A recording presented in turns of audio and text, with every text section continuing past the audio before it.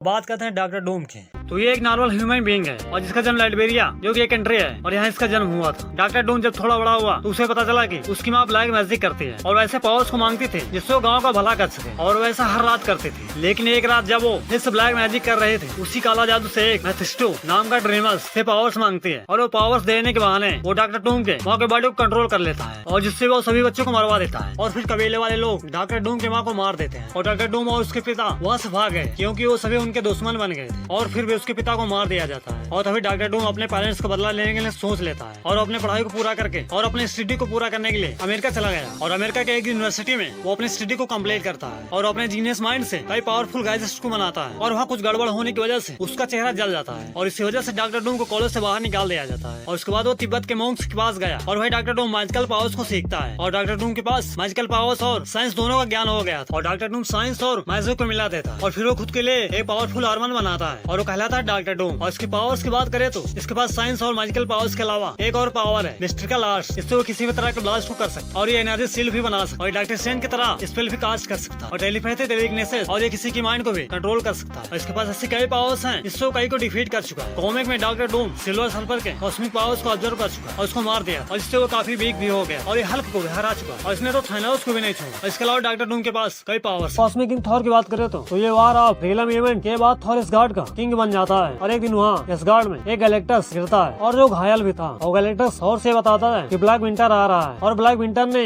उसकी ये हालत की है और ब्लैक विंटर को रोकना जरूरी है नहीं तो सब कुछ डिस्ट्रॉय कर देगा। और फिर ब्लैक सिल्वर सल्फर थॉर से बताता है कि इस यूनिवर्स में ऐसे 5 प्लेनेट हैं इसे गैलेक्टस ऑब्जर्व करके पहले से ज्यादा पावरफुल हो जाएगा। और फिर थॉर गैलेक्टस के साथ ब्लैक विंटर से फाइट करने के लिए तैयार हो जाता है और गैलेक्टस यह जानता था कि थॉर के थंडर पावर से ब्लैक विंटर को कुछ नहीं होगा और तभी गैलेक्टस ने थॉर को कॉस्मिक की पावर्स दे दी और जो बन जाता है कॉस्मिक किंग थॉर। तो कॉस्मिक किंग थॉर की पावर्स की बात करें तो इसके पास है सुपरह्यूमन स्ट्रेंथ, ड्यूरेबिलिटी, रिफ्लेक्सेस, स्टेमिना और जैसे। और थॉर के पास लाइट मैनिपुलेशन की पावर्स है। कॉस्मिक पावर्स मिलने के बाद थॉर मॉलिक्यूल और मैटर को मैनिपुलेट कर सकता है और जब गैलेक्टस ने प्लैनेट को डिस्ट्रॉय किया और थॉर भी उस प्लैनेट में खड़ा था लेकिन उसको कुछ नहीं हुआ और इसके पास ओडिन फोर्स है। इसकी वजह से ये रियलिटी को मैनिपुलेट कर सकता है और ये टाइम को रोक सकता है। आज के इस बैटल का विनर कॉस्मिक किंग थॉर ही होगा और यहाँ डॉक्टर डूम ही विनर होने वाला है। तो